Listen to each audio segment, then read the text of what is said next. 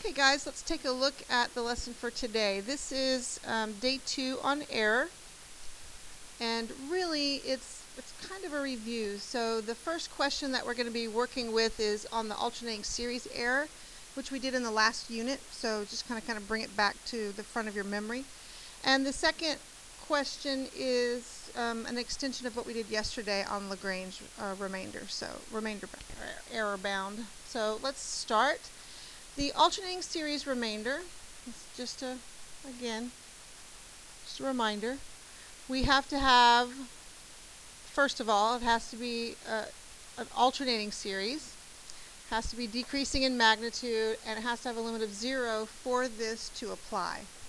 Otherwise, this error bound would not apply to it. So it needs to meet that criteria. Then we know that when an alternating series meets that criteria, it converges, and they're calling it to a sum S. If the sum S is approximated by the nth partial sum, we looked at that vocab word yesterday, and they're calling that S sub n. Then the error in the approximation, absolute value of R sub n, which is the same as this. Remember in the last unit we talked about the 3 different ways to write error. This was one type, this was the second type, and the third type was just like the word error. Remember the absolute value error?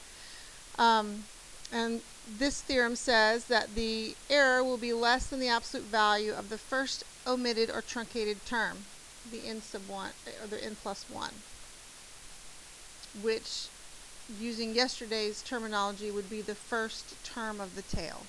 So, all right. So if you meet the 3 conditions, then you can approximate the sum of the series by using the nth partial sum, and your error is going to be bounded by the absolute value of the first truncated term. So just to review, we should pretty much hopefully remember that. So let's see what they want us to do. They tell us that the Taylor series about x equals 2 for a certain function f converges to f of x for all x in the interval of convergence. Alright, we are centered around x equals 2, and we are given an expression for the nth derivative at 2.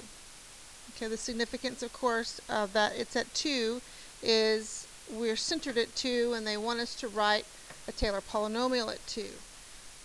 Okay, so we need the derivative values at 2. So they really have given us enough information to be able to write that second-degree Taylor polynomial. Remember, from that formula, we need derivative values for each of the terms, which this is going to give us. And then, it's got the x minus 2 piece and then the factorial piece. So that's what we're going to do. Let's write the Taylor polynomial. So here we go.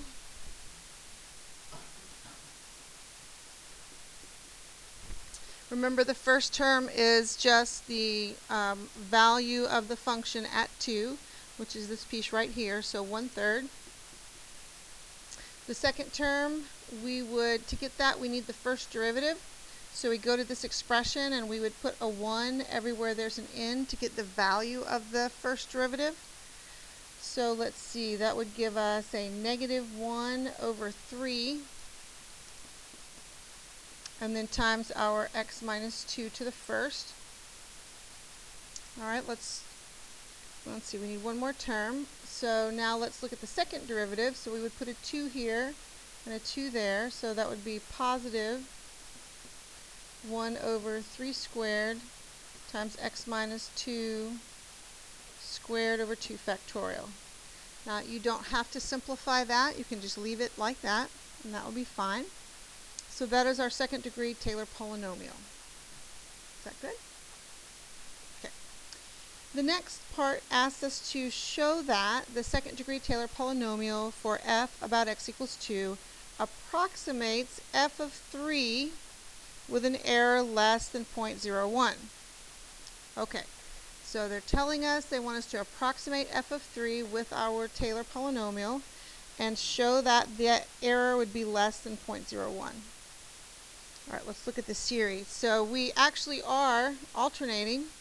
Plus, minus, plus, the next one would be minus. So instead of using Lagrange, we can use the alternating series remainder if you know, and they're telling us that it converges. So this alternates, terms approach 0, and the terms decrease in magnitude.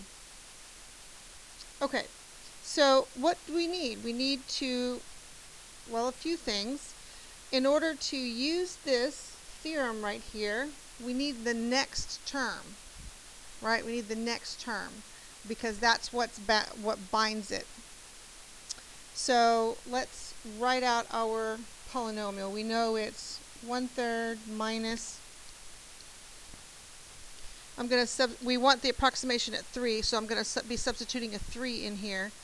1/3, 3 minus 2, plus 1/3 squared, 3 minus 2 squared over 2 factorial.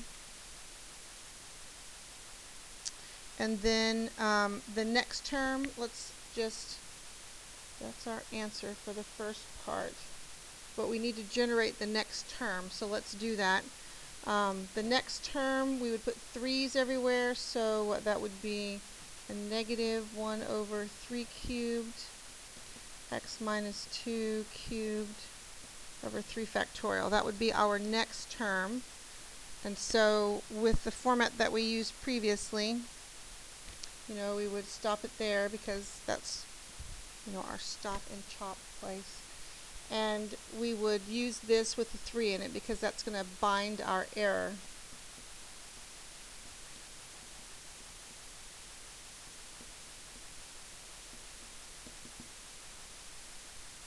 Okay.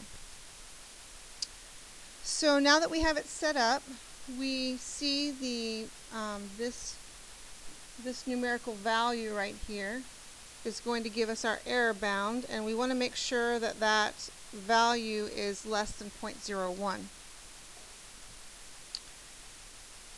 So we finish by writing a statement about the error.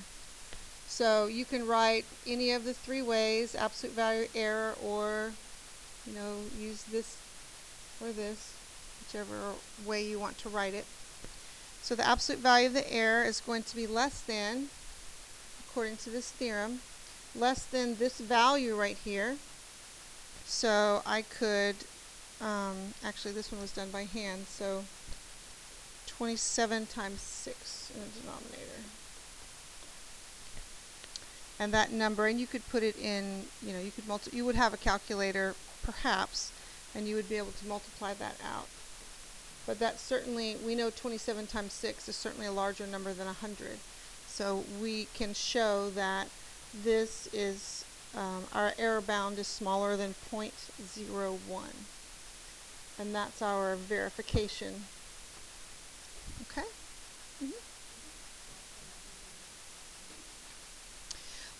We do, so typically the reason that we chopped right here is because they wanted us to use the second degree polynomial. They didn't really give us a choice. Sometimes they'll say, they will not tell us which polynomial to use or which part to use, which partial sum to use, and we'll have to figure it out by this number. Remember when we did that last time, we would keep writing terms until we got a term that was less than this. So in this particular case, we really didn't have a choice. We had to use the second degree one. So that's why I stopped it right there. Okay? Anything else? All right, let's go to the next page.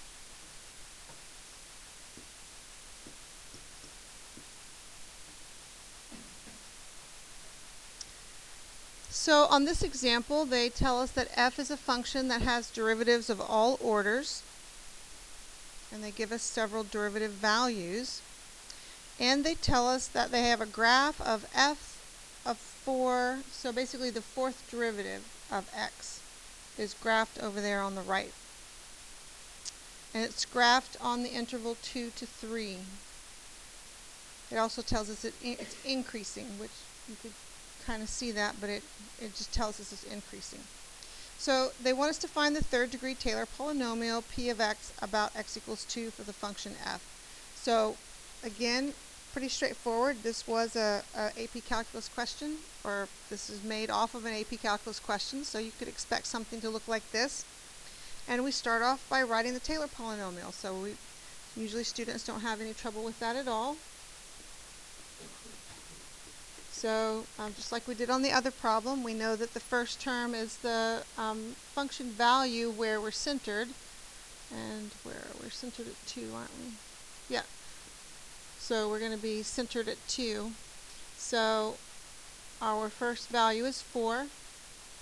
Then to write this next term, we need the first derivative value, which is negative 1/3 times x minus 2. Second derivative value at 2 is negative 1/5 times x minus 2 squared over 2 factorial. Again, no need to simplify or multiply. You can just leave it like that. They want us to go to the third degree. So one more. The third derivative at 2 is 3/7. So plus 3/7 times x minus 2 cubed over 3 factorial. And there's our Taylor polynomial. Okay, then they want us to use our answer that we just got to part A to estimate the value of f of 2.8. So just like yesterday, we know this is the x value, and I'm going to take it and substitute it in everywhere there's an x, and I'm going to get an estimate.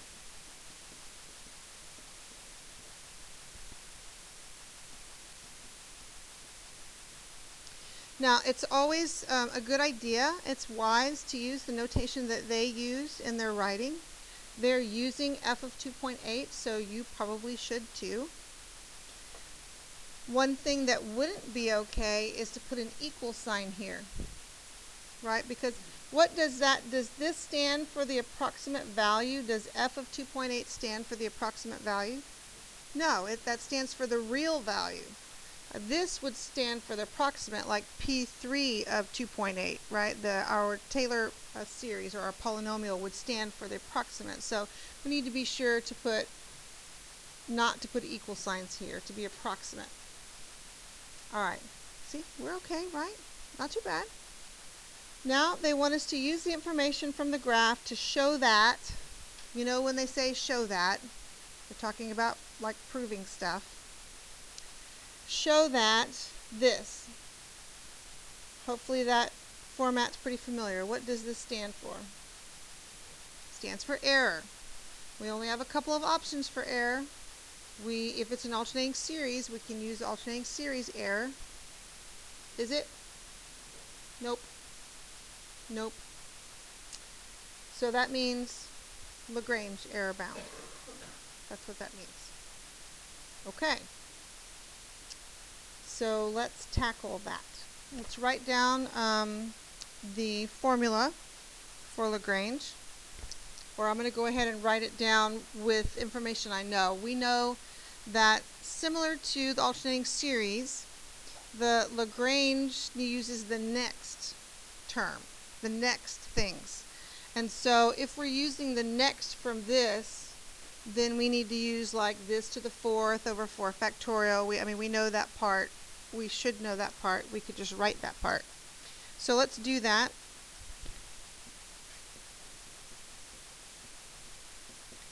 That's just a way to write the error. You could actually write absolute value error equals.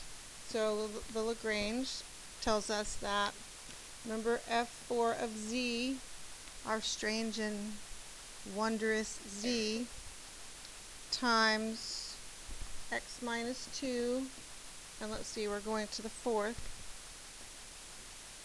over 4 factorial. Okay. Now our task is going to be to investigate the 4th derivative. Where? Where do we care about? We care about between c and where? 2.8. c is 2. We care about between 2 and 2.8. Now, we look at the graph. We can see, unfortunately, they haven't given us the value for 2.8. This causes some students to become very stressed or upset about that, and makes some students want to guesstimate what that would be. That is a very, very bad idea. Do not guess what that is. Okay, don't do any estimates. Sorry, you can't. We can't do any estimates. I mean, it's probably going to be 6 point something, but 6 point what? I mean, I don't know. It would be just really a guess. So instead of guessing, we have to use the closest, most accurate information that we can that is given. We can't just come up with a number out of the air. So we are going to have to bind it, or a better way to say it is our fourth derivative maximum value, the closest we can come to determine that would be 7. We're going to have to use a 7. Okay? Don't take liberty to put numbers on there that aren't there.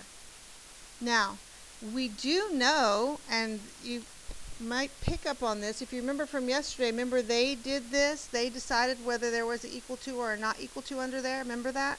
And we just matched them, what they said. That's the same thing. Look, they don't put an or equal to. How do they know, how can they be sure that the error wouldn't be equal to?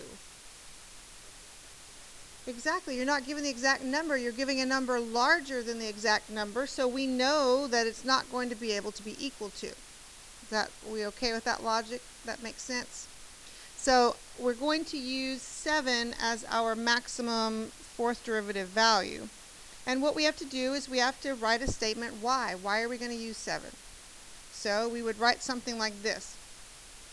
We would say, since f4 of x is increasing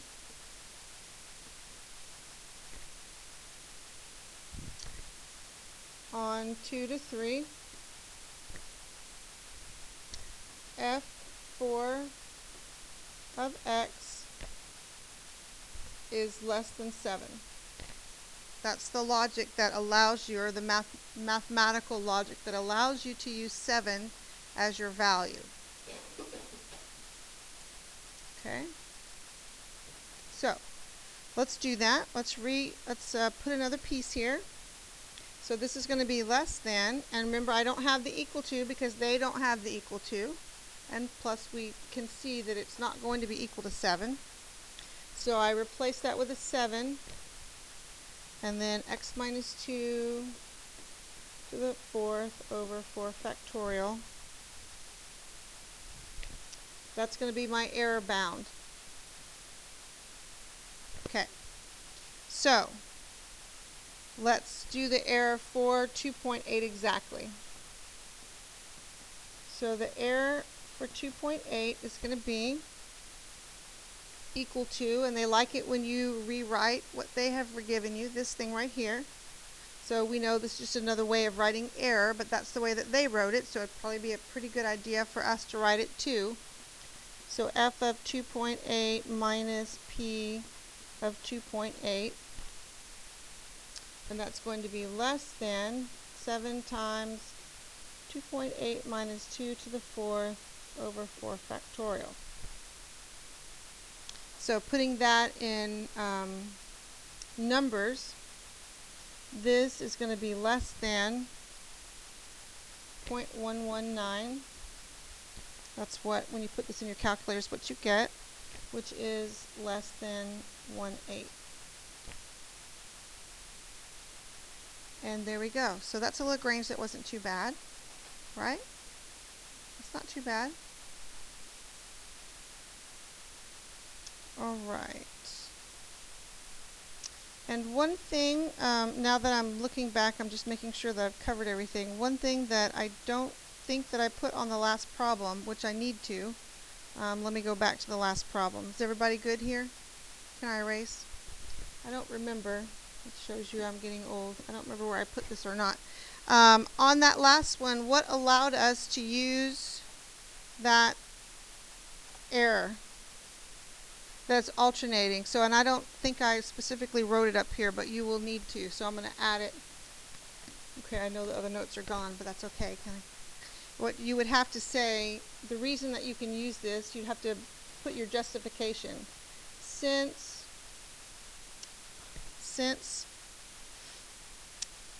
the terms alternate,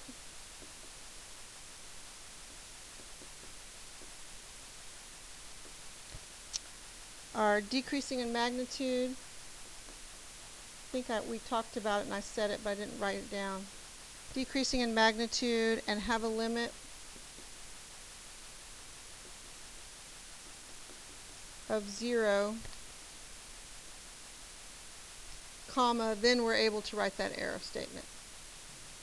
I didn't write that, did I? I don't think I did. Yeah. So then we're able to use this alternating series error. So you have to justify it. Whoops, we don't need those absolute value bars. There we go. So we need that part there. That part right there is like worth a point. The justification. You know, when I write justification out on the problem, that's what we're talking about.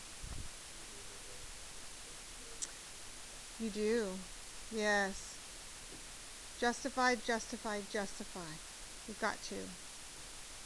Because if they're not asking for it, that doesn't mean that they don't want it. I know. Unfortunately, you really need to write it. Okay? I write it on my quizzes and tests because I don't want you to be confused about what I want. But I'm telling you, on the AP test, they are not necessarily going to write it, and they're going to expect you to justify what you've done. Okay? All right.